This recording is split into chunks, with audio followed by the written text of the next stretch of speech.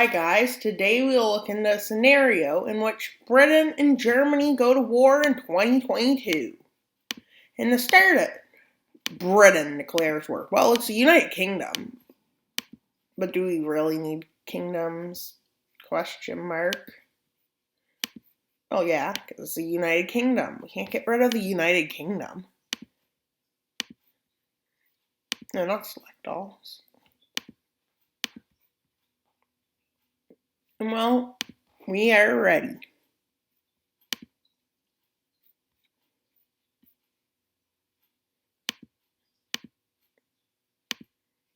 And now we may begin the scenario. Well, the first thing that happens is Britain declares war on Germany, which is because, well, Britain is like the 11th strongest or something. It's a strong nation, stronger than Germany, who I think is the 17th most. Well, you can look at world firepower if you want to know the exact number. Well, now for the seawater.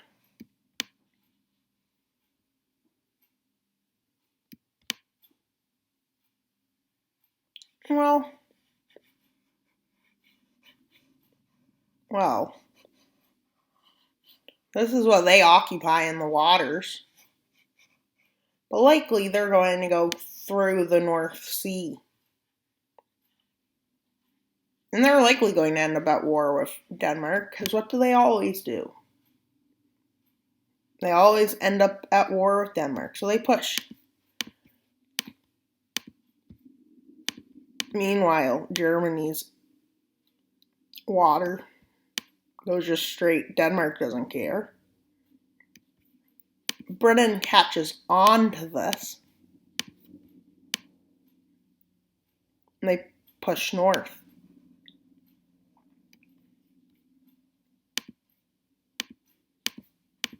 And then to make sure this navy can't move, they go into the Netherlands' territorial water and Denmark's. Denmark and the Netherlands say, get out of my territory. Well, France joins Britain because Britain is their friend. Along with Belgium. They decide to support Britain. Wait a minute, when did they support Germany? Well, let's say that France and Belgium do. You know why France is betraying Germany? Because they can, even though I think Germany and France are very good allies. So this is an unrealistic part, with Britain completely getting rid of the Netherlands water. And well, Britain starts sending supplies and troops to France. And France is preparing an offensive to the Rhine. This is mostly the only reason that France is joining this. Not sure, per se. Oh yeah, they want the Saarland. Just so they have a reason. But Germany's first naval plan is pushed down by the Netherlands. They do this. And well, now the first frontline change happens, with France preparing an offensive into the Rhine. Yeah, they went too wide, so they took the Rhineland. Yeah, that's a big Rhineland. Then they push up to the Rhine in the Netherlands. But this is where stalemate breaks up. With Britain taking the opportunity of this to push the navy of Germany back.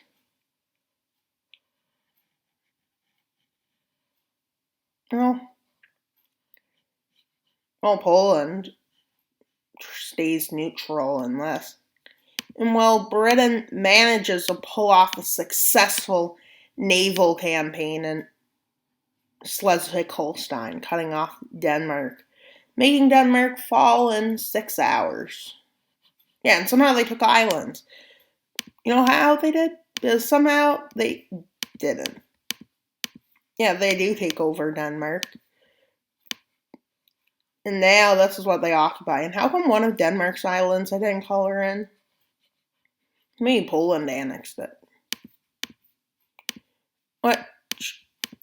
With two fronts, this allows Germany to start slipping, to move forces, losing Oldenburg and Hanover, allowing the Netherlands to fall. But they can't set up a front line to hold it until now. Well, nothing happens. Germany's navy is not completely destroyed, but it's having trouble. Yeah. They occupy these lands, is what their navy occupies. But they changed the front lines of the war here. And well, now, what is Germany going to do? They could get Belarus to help them, but there's no chance they're getting any of those guys. Italy sees how the war is going. Spain and Portugal, no way. Maybe Ireland, your only opportunity. But their navy gets taken out of the water, allowing it to fall. Because, well, now Poland is able to make an offensive, which pushes Germany right back, but does not manage to take Berlin, taking all of Germany's coast. Germany is really desperate at this time. But they don't want to give up. They view giving up as death. Well, Belarus at this time sees a distracted Poland joins the war on the side of Germany. Yeah, you got a dictator to help you now, Germany. Yeah, you can tell if somebody's in trouble if they're getting a dictator to help them, such as Belarus. Why would you get Lukashenko to help you? Never mind, that's no big deal. Just don't drive in a plane that goes over Belarusian airspace if you're going to act like this. Lithuania vows to protect Poland for some reason, even though the Polish-Lithuanian Commonwealth didn't treat them well. Yeah, and Belarus gets pushed back completely out of Poland, and an offensive starts into it. Britain and France has way more troops than Germany, but Germany starts mass conscription, which is really bad for the other teams. But while the conscripts are training, which Germany estimates will take a year, huge pushes are made against Germany, except where Poland is occupying, where instead the opposite happens. Past in Germany, conscripts are ready, but only in this area. But they still managed to get millions trained because they were taking people back from their home cities as they were falling. And these conscripts are well-trained conscripts. So it allows to put a bit of pressure on them. And they even gain an ally, Austria, allies to them. Yeah, I'd like to see how that will go. Well, France is in trouble because Germany somehow managed to conscript loads of its people. Well, a rumor is spread. Well, Germany is overthrown and a dictator comes to power. And well, they were working on their navy on land, so look, they get back in, but they don't see how it's possible for them to win. There's an unthinkable shift in the war. Germany leads. And well, they manage to push back the front. but they can't completely kick them out because they're fighting a strong military versus strong conscripts, which is not going to go so well. So Germany does make an offensive into Poland. Their plan is to liberate the Netherlands, which is not a simple task considering, well, they have made more offensives in the central area of your country, trying to split you in two. Germany sending a message to its people in occupation, which gets there somehow, even though they shut off the internet where they occupy. Because, well, they tell them that they want them to fight back. And, well, a German uprising happens in French occupation, which goes well. And they do this. And eventually, well, other countries like the Netherlands has a few uprisings, which go to success, with the power of the people pushing France back. But Germany and allies viewing it as a defensive war, not a war. Yeah. And well, they don't manage to completely kick France out, but they do. But then France has one more attempt,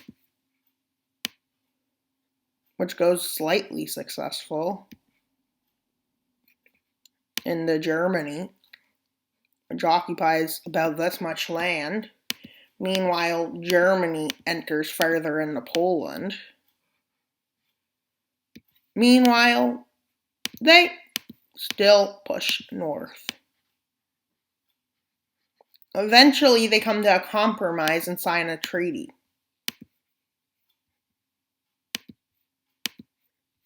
Yeah. And well, Germany annexes these lands. And well, France annexes these lands. Everyone is pretty much, well, France occupies lands and Belgium annexes Luxembourg. And well, according to the terms of the treaty, they leave their occupied lands, which comes quickly because France does it first, and then Germany does it. The waters that they don't own will be deoccupied, will be demilitarized.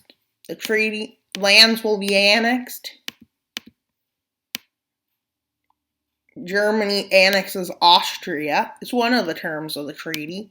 And the next one is for the next term in the Treaty of Berlin is France annexes its land. Belgium annexes land. They deoccupy. And now for Belarus's turn. And so the Treaty of Minsk was signed. Poland annexed land, Lithuania annexed land, and Russia annexed what they didn't annex. And so I hope you enjoyed this video. Please like and subscribe. That's all for today's video. And we're at 42 subscribers. So if 8 more people subscribe, we're at 50, which is a special. So please like and subscribe. That's all for today's video. Wild Mapper out.